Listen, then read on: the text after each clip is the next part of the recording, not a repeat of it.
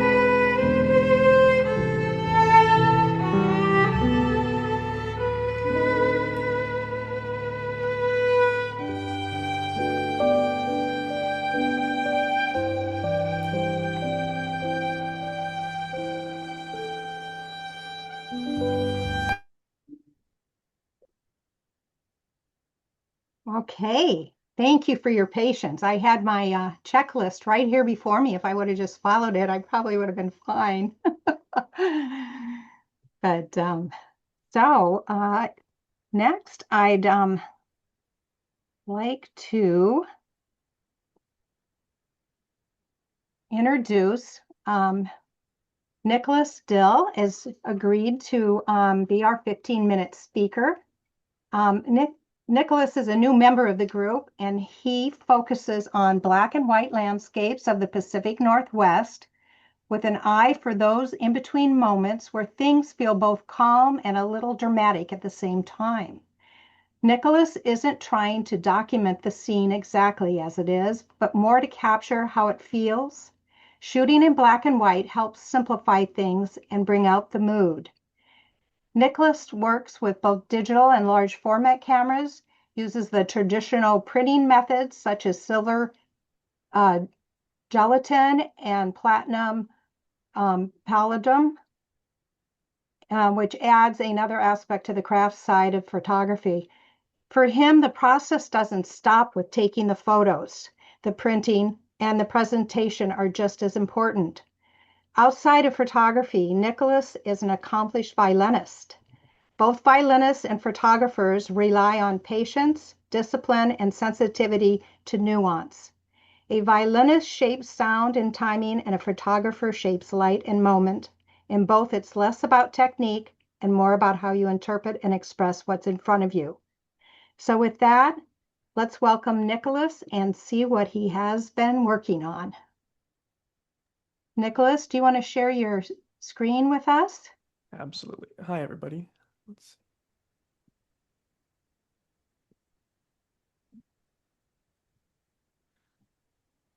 Can everybody see this? Yes. Okay, thank you for the very kind words, Kathy. After Kathy said such lovely things about caring about emotion, we're not going to talk about any of that. We're going to talk about technique. Um, so I want to talk about hybrid photographic workflows and what that is and why you might choose to work in that way. So I would define a hybrid workflow as any method of photography which is not purely analog or digital. So many of you may already be living in this world if you are shooting film and then scanning and showing online, or shooting film and then scanning and making inkjet prints. So there's kind of three ways which one would want to go about this. You can shoot analog and then display online or print it from an inkjet. You can shoot digitally and print in an analog fashion, and that's what I'm going to be talking about today. And you can also shoot film and then scan and make your digital edits before making a final analog print. So the main way which I choose to work for my own printing and display is is to capture the images digitally and then edit using the normal software. And then this is the really crucial step. Inkjet print a negative. And using that negative, you can then make a myriad of traditional process prints. So why would you want to do this? Um, the main point is the freedom and ease of editing. Traditionally, if you wanted to make silver prints or platinum prints or carbon prints, um, you have it's very difficult to have refined edits with the image. You can do everything you want in the darkroom, but it takes a lot of work and takes a lot of patience, and it's not especially consistent if you're anything less than masterfully skilled. Um, by working in this way, printing a negative which you've digitally edited, you can have your very refined edits consistently every single time. Um, Another very important aspect of this is versatility in print medium. Um, Traditionally, if you wanted to print in platinum, you had to develop your negatives with the intention of printing in platinum, and then you wouldn't be able to print that same image in silver, etc. That's not an issue because with this workflow, because we can simply change our negative. And versatility in image capture. This is another huge reason why one would want to work in a hybrid workflow. I love view cameras. I shoot 4x5 a lot. I've more recently been shooting 8x10, but those cameras are not always practical. Um, with this workflow, you can shoot with your long lens and you can still print in platinum. You can shoot at night and you can still print in platinum. And also, just these traditional process prints do have a specific look which can't really be duplicated by inkjet prints. So to me, there's an endless number of options of print mediums to work in, but these are the main ones to me. And so I'm going to just say a few brief words about why you'd want to work in each one and why I choose what I choose. Silver print. So this is your classic darkroom look. They're known for very rich, deep blacks, snappy contrast. Um, a lot of people associate this look with a semi-gloss kind of Barita finish. Um, Generally pretty close to neutral tone. They're wonderful. This is the gold standard. Nobody can say anything bad about silver prints. Um, Most people who choose to work in this way don't start with silver specifically because of the alternative processes or traditional processes, this is the one which can most closely be duplicated with a nice inkjet print. Cyanotype. Cyanotypes have this very beautiful Prussian blue tone. I listened to a talk in this Zoom meeting, I think about a year ago, by PPF member Carla Christian, who does beautiful cyanotype work. Um, Cyanotype is more focused on the craft aspect, and there's lots of ways you can play with it, bleaching areas, adding different things. Um, I've heard people say in a loving way that every single print is different. That's simply not what I'm interested in, so it's not for me. Um, Carbon transfer prints. I'm certainly not an expert on carbon transfer prints. There are people in this meeting who are. They can be very beautiful, and they're so the main aspect of a carbon transfer print is this relief structure. So the what's so unique is that the blacks are actually built up onto the page because as the print is developed, the whites wash away, and this gives a very beautiful 3D look. Um, the weakness of carbon transfer prints is highlight smoothness. Now, of course, all of these are generalizations and these can all be overcome. However, it's very common for carbon transfer prints to have a very harsh highlight roll off where you end up with near white and then suddenly white. Um, yeah, platinum palladium prints. Platinum prints are where I choose to do most of my work, specifically because of the extremely smooth feel of them. Platinum prints inherently have a matte surface. Depending on your choices in chemistry and development, you can go anywhere from a neutral tone to very warm. Um, and the really beautiful thing about platinum prints is the extremely delicate highlight roll-off. From near white, you can have just such a fine gradation. It doesn't make much sense to be talking about this without showing you prints in person, but we're doing the best we can. Okay, so I'm very happy to have a show coming up at Lightbox Gallery next month of 15 platinum prints, and I wanted to talk about a few of them which would not have been possible without using this digital capture to analog print method for as well. So any of you who've been here know that it's not at all a nice place to be, and that you have to wait a long time to get the image that you hope for. Um, I was there with my digital camera about a year ago, and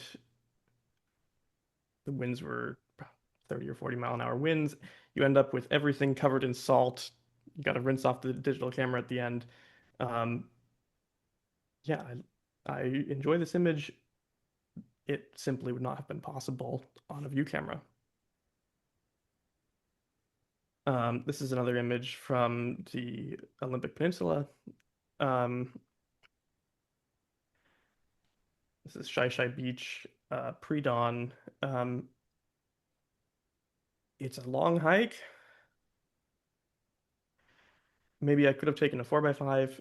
There's no way you could deal with carrying an 8x10 along with your tent without maybe a few more friends. Um, this also would not have been possible without printing a negative and enlarging that way. This is one more image from the Olympic coastline. Again, it was pouring rain that day. It's a decent hike, would not have been doable without digital camera. I wouldn't have trusted the film camera to last in the rain. This is one more image now from the Central Oregon coast. Again, pouring rain. It's a theme of the Pacific Northwest. Would not have been possible to work with large format in that kind of wind and rain for extended period of time. So when I first got into this method of working, there were some questions which I had, which I want to address. Um, Something I hear quite frequently is, well, can't you just duplicate the look of a print with an inkjet print? Sort of at best. So you can duplicate the contrast of a platinum print, but you're inherently looking at a different thing. With an inkjet print, you're looking at pigments laid down in lines, and it will never have the same reflectivity as a platinum print. Um, yeah. Aren't you losing sharpness compared to an inkjet print or a print from a film negative? No. Um, this is something I was concerned about. We all love sharp images. We all shoot with the best glass, and we can get and care about this. The limiting factor in all of these prints is actually the paper. Um, so I've tested this, and looking at the prints under a loop, you're not losing any information, honestly. Um, and the last one, which I often hear, is, doesn't film have an inherent quality of contrast which can't be duplicated by digital negative? Maybe. However, with how flexible these files are in Photoshop, if you are careful with what you're doing, you can put any tonality where you want. So I prefer to have that flexibility in post rather than relying on what I did in development. Yeah, that's what I got. Thank you so much. Oh,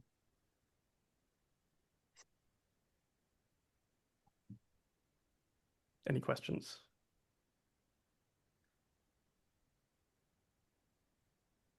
Very informative, Nicholas. Thanks. and I look forward to seeing your show at Lightbox. Thank you. I've seen a couple of your images that you're showing, and they're wonderful. Yeah, really beautiful prints. I just love them. Nicholas, I have a question. So Yes. for someone like me who has set foot in a dark room once in her entire life,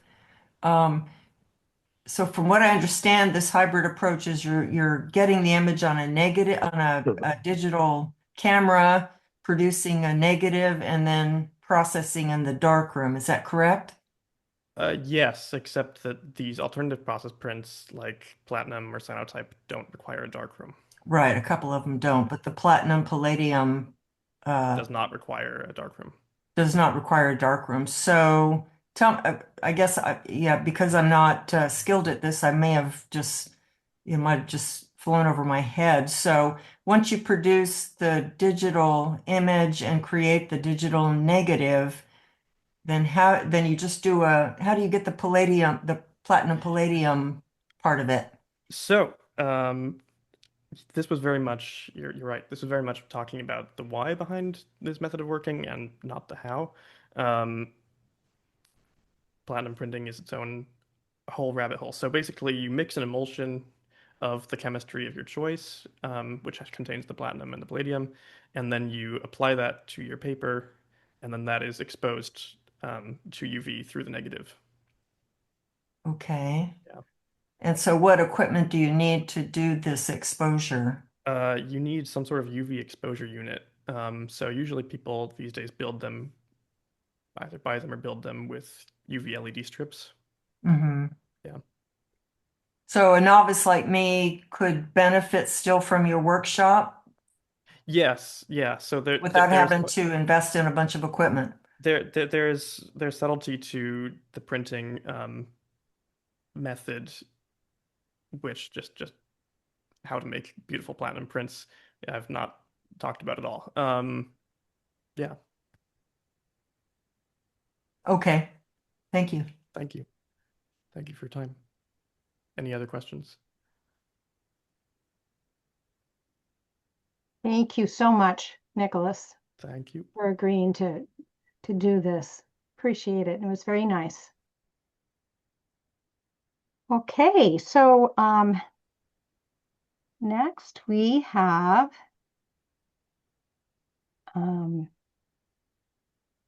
Mike Osborne.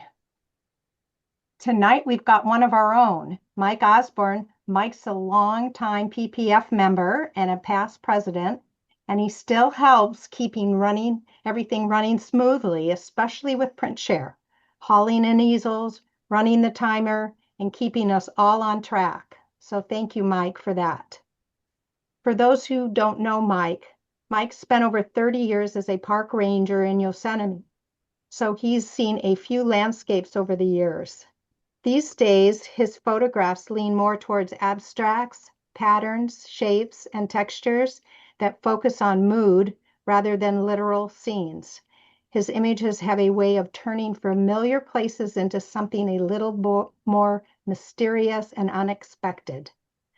Tonight, Mike's sharing work from his newly published books. What we'll see is from his black and white collection, Sand Dunes in Death Valley National Park. Thanks, Mike, for sharing your work. If you want to go ahead and share your screen, that would be great.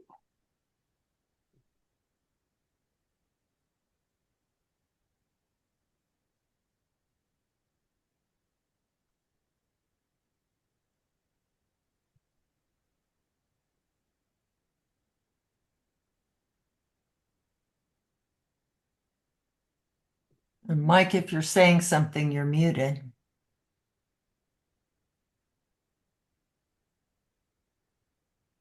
Mike, can you hear us? Can you unmute?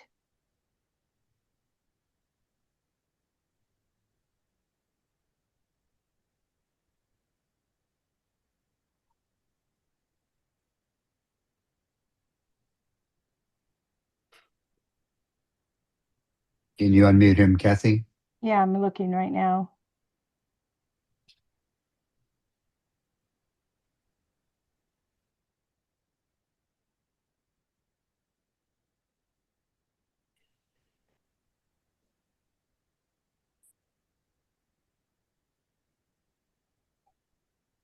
If you open the participants, you should see him there, and there should be an unmute button by his name. Yeah, that's what I'm looking for right now.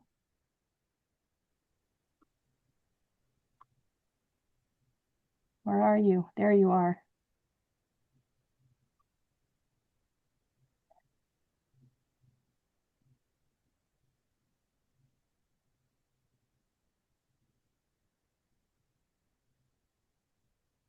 Huh.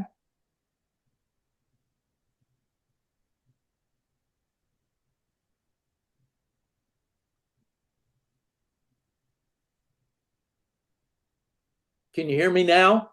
Yeah. Oh, My unmute thing wasn't working until I went up to the little dots in the corner. Well, another inauspicious beginning, but we will go from there. So I'm going to force upon you a bunch of black and white photographs of Death Valley National Park sand dunes. And most of you know that I have almost never taken any black and white pictures. But there was something about sand dunes that wanted to be black and white. I don't know why, they just seem to work better in many cases for black and white. So what has kept me doing that for several decades? It's because there's really nothing there. A sand dune, a dune is nothing in essence but a pile of sand, and there's really nothing there. 15 seconds or at most 15 minutes after you take a picture in the dunes, whatever you took a picture of is gone. There's nothing there.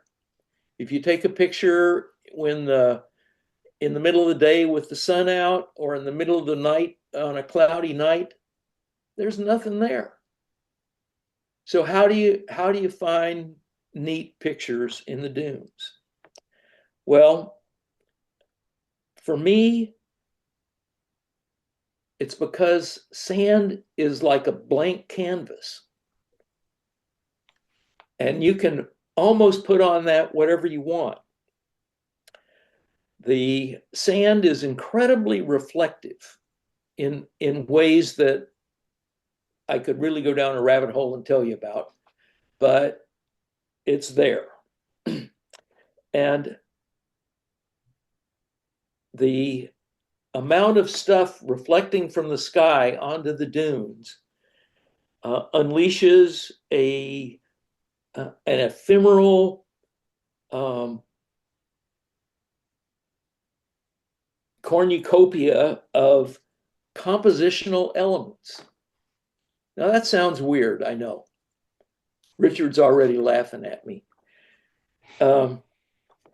By that, what I mean is all that's there are lines and shadows and shapes and patterns and textures, along with contrast. And I mean contrast both in the sense of different levels of any tone, as well as a comparison between one thing that's kind of similar but different.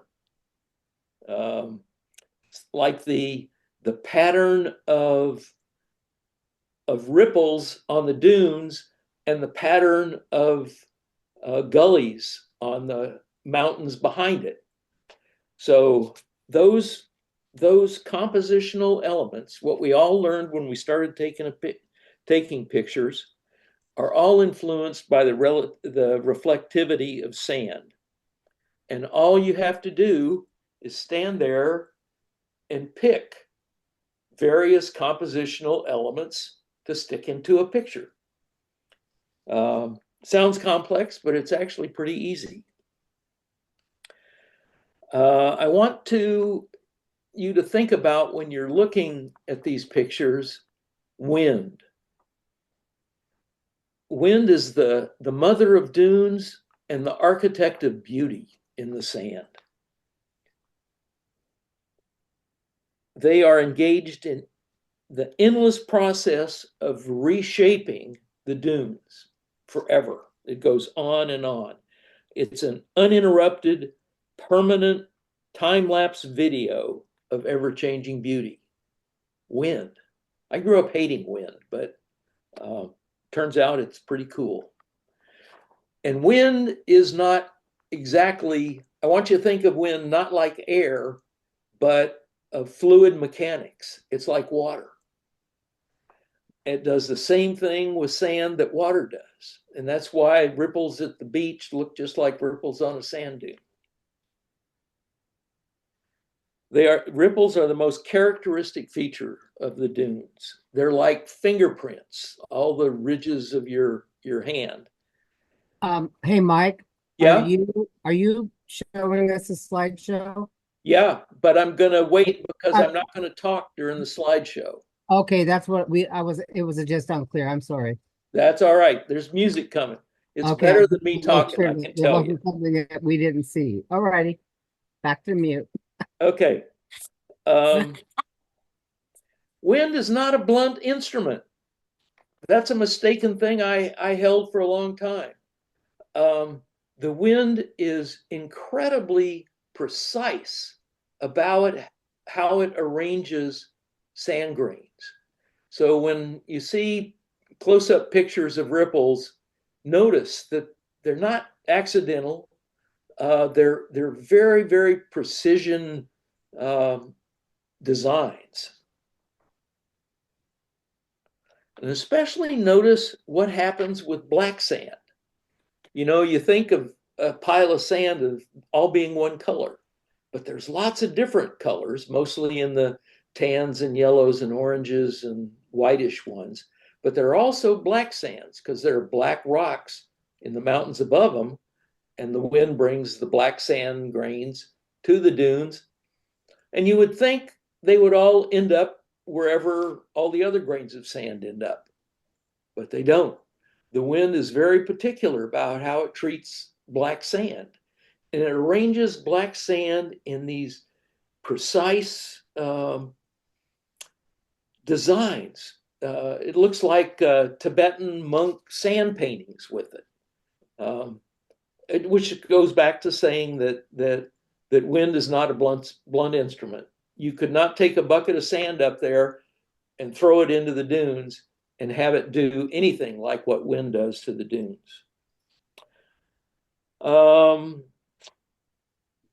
The pictures you're going to see are in the same order that they appear in the book, not for any special reason, just because that was easiest at the time. And there's not, anything that's a grouping of stuff all has other stuff associated with it. So you don't have to worry about what groups they're in, except the last one. And the last one are pictures of playas. Now, around the margins of the mesquite dunes in Death Valley, just before you get into the dunes or in the lower dunes, right, low spots in the lower dunes, are mud flats. Now, some of these mud flats were developed back in the Pleistocene before the sand was there, when all the glaciers melted and formed a lake in that spot, and all the sand filtered down into the bottom of the lake and then got compressed over the millennia and made very polygonal tiles that are very, very hard. But in some of the low spots in that area, rain has filtered out very, very fine-grained sand, the dust, not even sand, but dust out of the dunes. And this forms a mud flat in these little low spots. Sometimes there's 2 or even 3 separate modifications there. And what the wind and sand does after these modifications happen is it starts eroding the thinner spots between all of the ridges in the ripples of the mud, and creates these incredible abstract designs. So that's when you know you're coming to the end. Now, I have put these into a lapse-dissolve format. And for those of you that saw the color slideshow I did last year, that was a 15-minute show, and I didn't have enough time. So the images lapse dissolved pretty fast into each other so I could show you more pictures. Now that makes it easier on the eye than the old carousel projector. But this time there's a little more time, so there's a more gradual change. And I want you to watch that, because something magic happens between the coming and going. And especially when there's a difference in the light and dark patterns between these two. And it just does amazing things. So watch for that. I also have done a first time ever thing of including a very subtle Ken Burns effect, which sometimes has an interesting effect. Sometimes you can't really tell, but let me know if you either like or don't like that at some point. Okay, now I'm going to share. Okay, now I've got to make a bunch of this. I tried sharing and it did not come up. Meeting is being recorded. What is that? Zoom is requesting to bypass the system private window picker and directly access your screen and audio. I'm going to pick allow. No idea. Okay, that one went away. Now there's this one. I'm going to remember to click the share sound, Kathy. And now do share. And why didn't it pop up? Okay. Can you see that? Yes. Yep. Okay. Ready, set, go. Buckle your seatbelts, folks. Guys are doing that.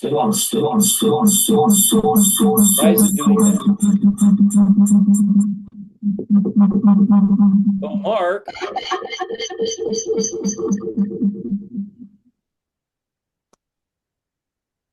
Well, I got to bragging before I did something. What's wrong here? You might have to mute your speaker while you play it. Oh, mute my speaker. Whoop. Just remember to unmute when you're done. Kathy, I may need you to unmute me again. I can't find my mute button. Okay. You're not muted. She might have to mute you. No, you need to mute your sound coming out of your computer. Oh, I never had to do that before. Does that help? Give it a try playing your slideshow.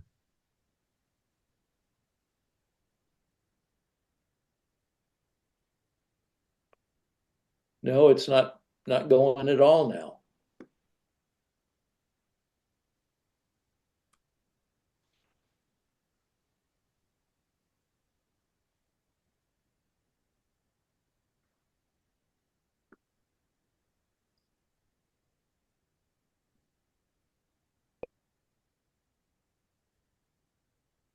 Press the forward button there. What's that?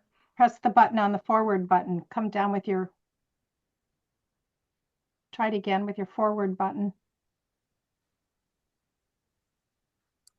Not the other one to the right.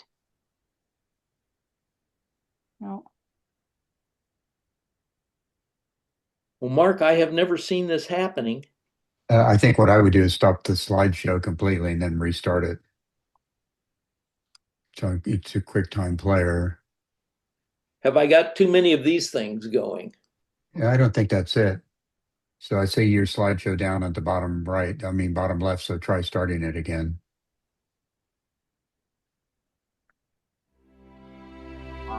There you go. Finally.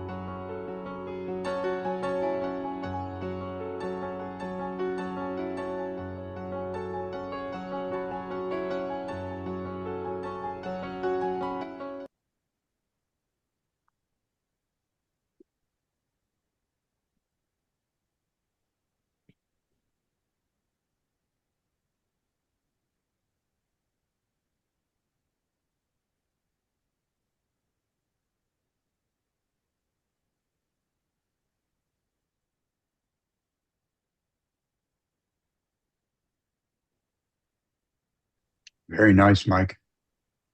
Well, oh, there I go. Well, thank you. Thank you. I guess you noticed that I slipped in one that wasn't a dune. That next to the last one was dust on the back window of Charlie's SUV after driving out to the racetrack. But it was just dust that hadn't made it to the dunes yet. So I counted that one. Pre-dune. And I apologize for how quickly the music cuts off. I can't figure out a way. Either the slideshow has to end right with the end of the music, or it just stops it. It's very meditative. And you're right about the dissolves, the way the images dissolved into each other. You know, back in the old days, I had 2 Kodak carousels, and I had an analog lapse-dissolve, which had 2 rheostats in it and a slider. And so I could vary the fade for each one, and the length of time each slide was visible, and that was or you could even go back and forth. Whoa, that was a lot of fun. It might be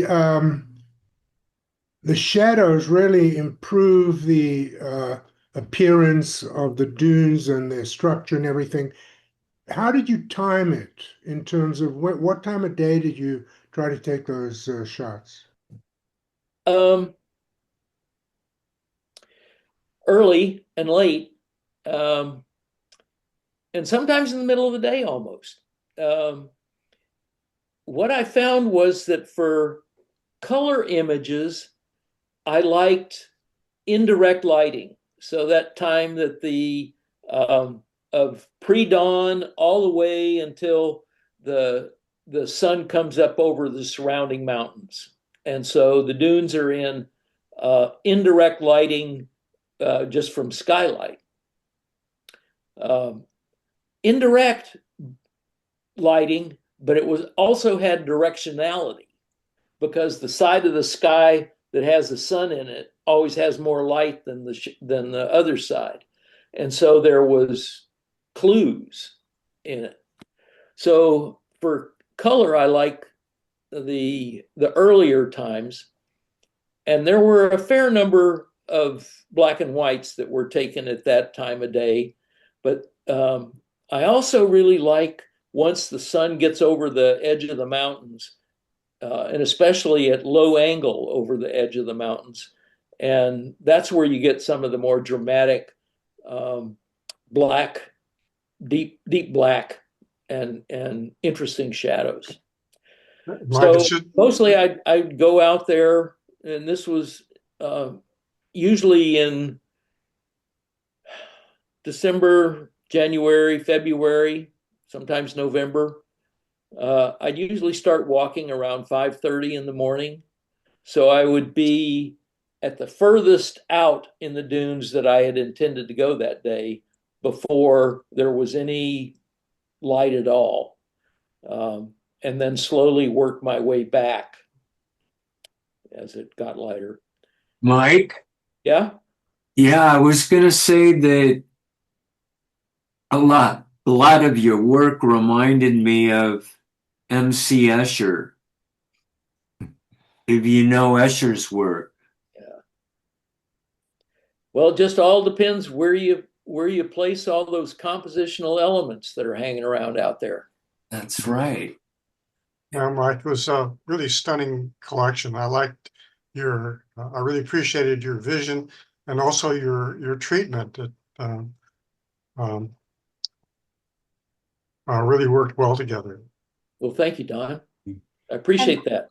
And Mike, I have to tell you, it was like a therapy session because it was so relaxing and just, I mean, I am more relaxed right now than I've been for all day long. And it just, all I could see that on the dome of like the OMSI Center, sitting back in the chair and looking up and watching it all. I mean, you want to be my agent?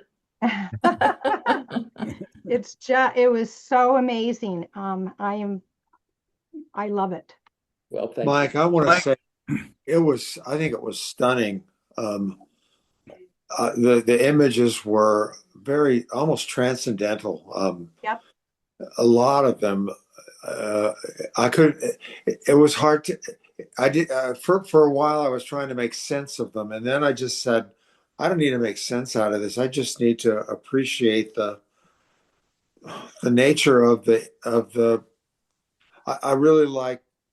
I like that you didn't just sort of do the normal thing that people do with dunes, where it's the the the wide shots that show a lot of the dunes, but the subtleties and all of the ripples and the way that they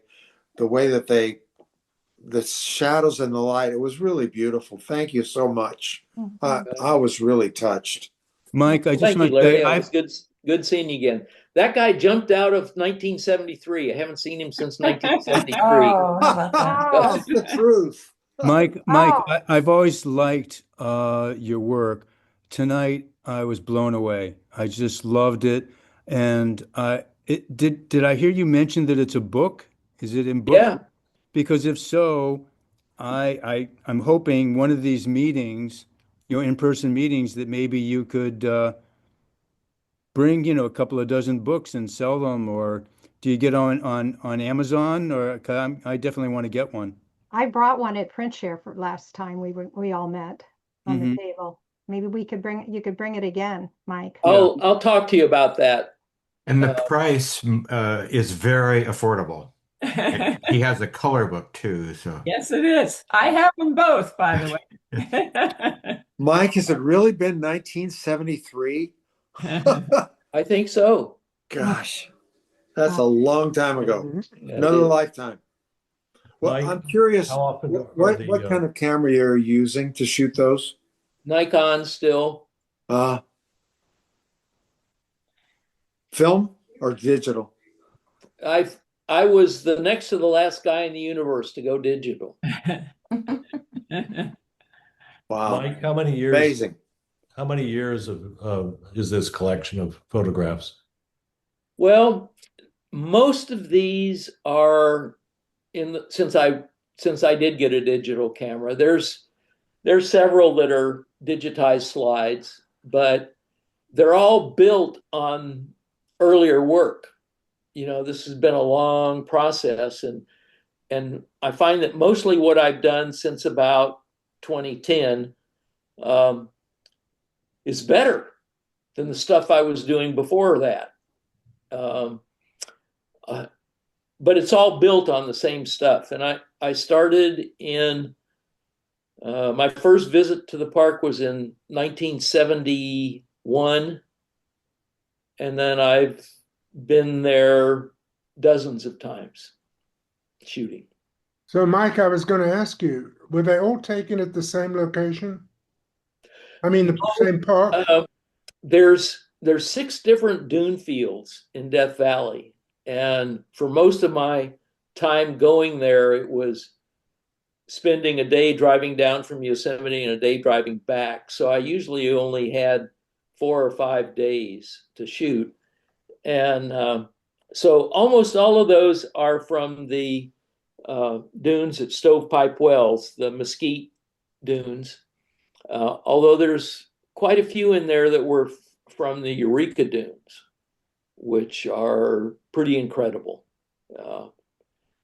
And I just wish that I had had all the free time I've got now back then to get to all the other dunes.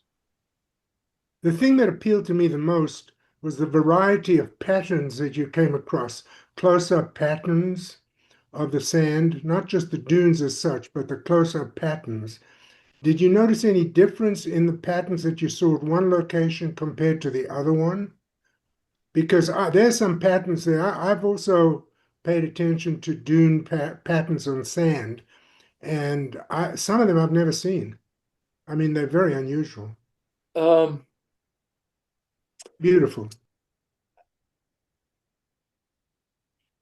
Ross, that's a question I don't know that I can answer.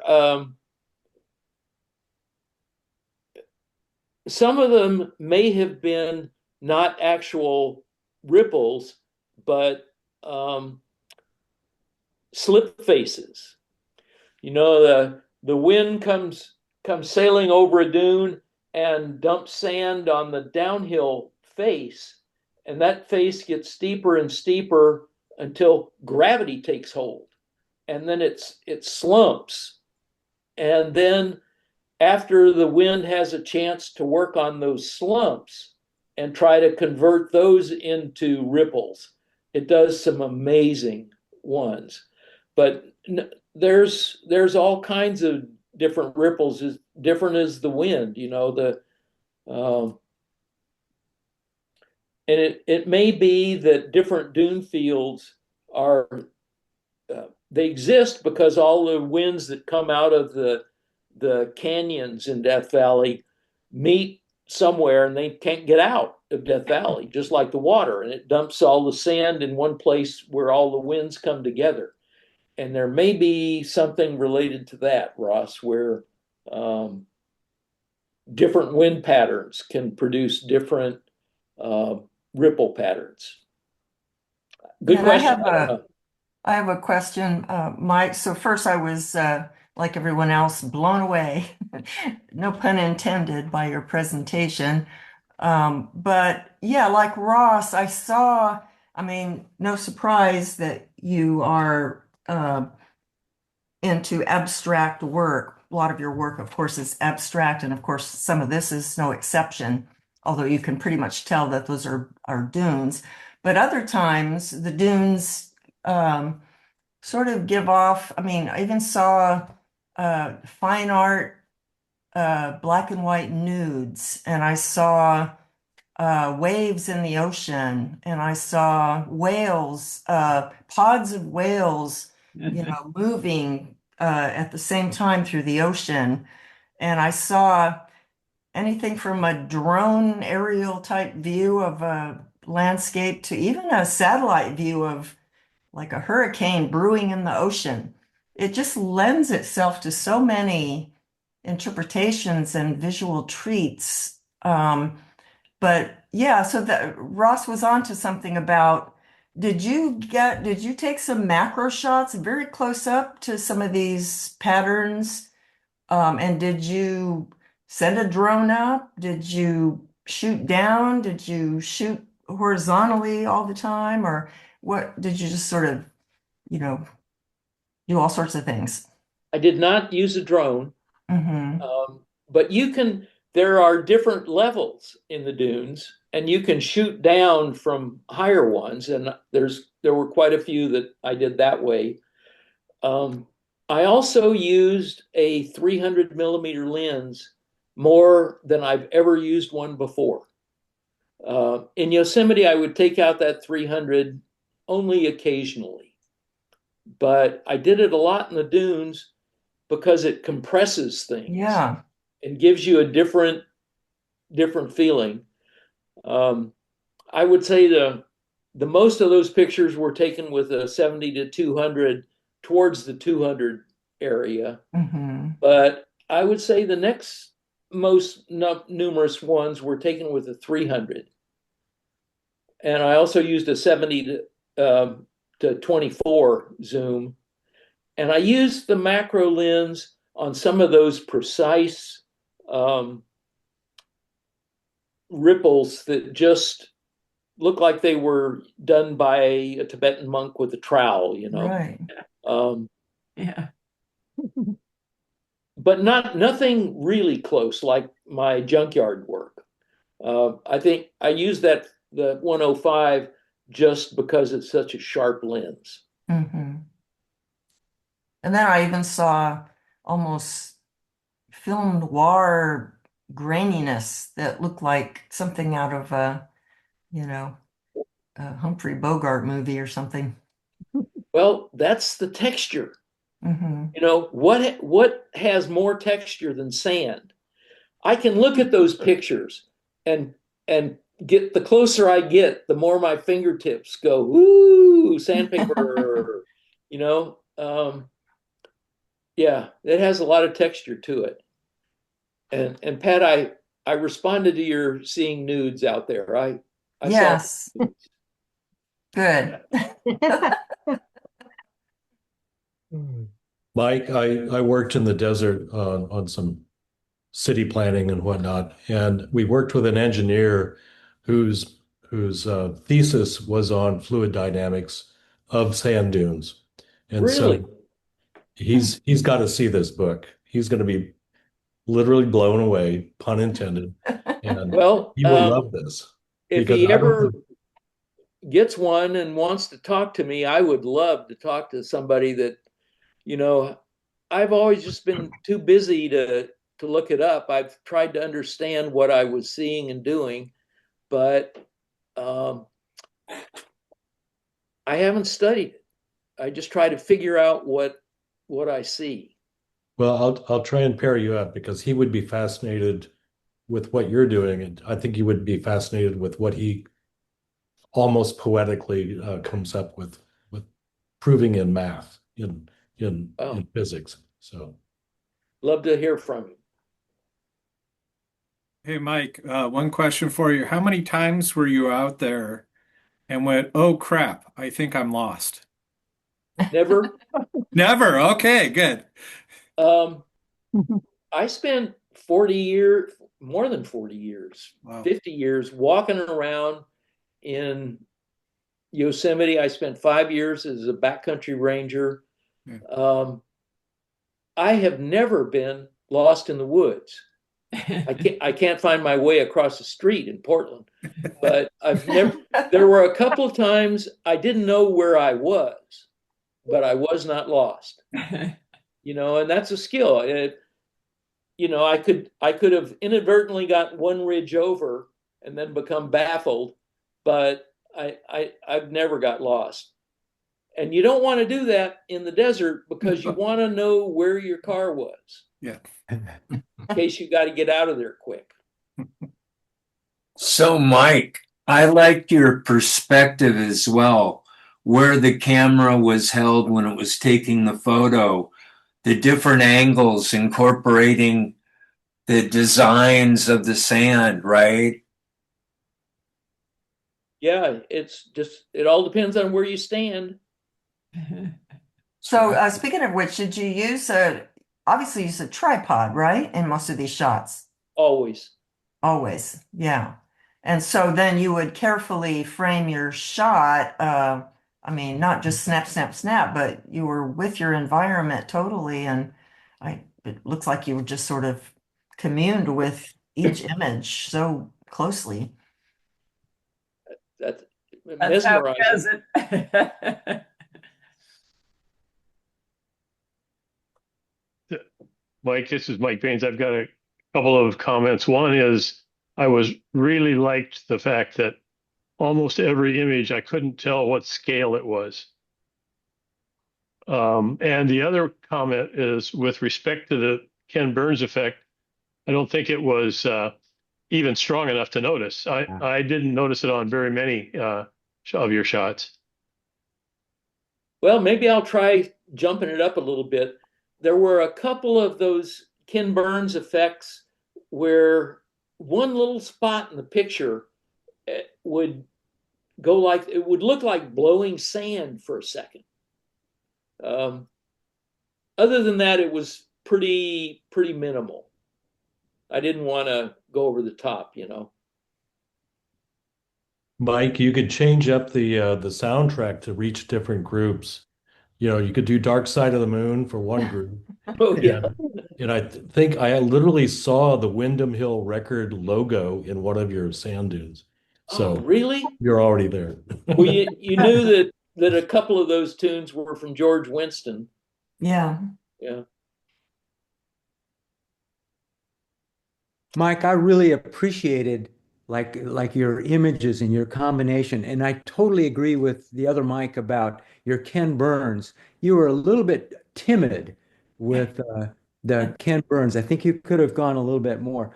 The thing that just blows me away, I never saw a footprint or a person in any of those images. I've almost never taken a picture of a human. And one value of being within a 1 day drive is you can sort of see what the weather patterns are doing, and if Southern California is going to have one of the Santa Ana winds, and trot down there right after a sandstorm. That one picture of the footprints going across the face of a dune, I taught me that maybe I shouldn't be so dogmatic about it. That's one of my favorite pictures. The sandstorm had worked on those footprints, but wasn't able to change it. And it left that patch of fire and shadow across the face of the dunes in a way that I just thought was magical. But on others, I was really careful about where I walked. I would see where I was going and look on both sides and try to figure out where I wanted to shoot, and then walk so I didn't leave footprints in my own pictures. And occasionally I would clone them out if I found footprints in them.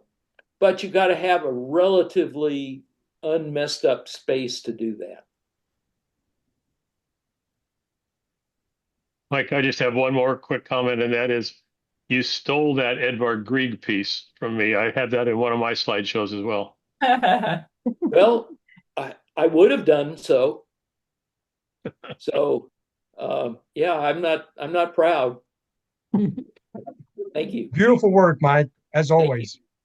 Thank you. Mike, it's been a minute, but I wanted Who's to say talking? hi. And also, I was amazed at the contrast between the softness of some of the images and then the harsh straight lines of the different sand I formations. like that contrast. Yeah, no, You it know, was beautiful and It nice has been a to minute, both. hasn't it? Has been. Hi. Yeah.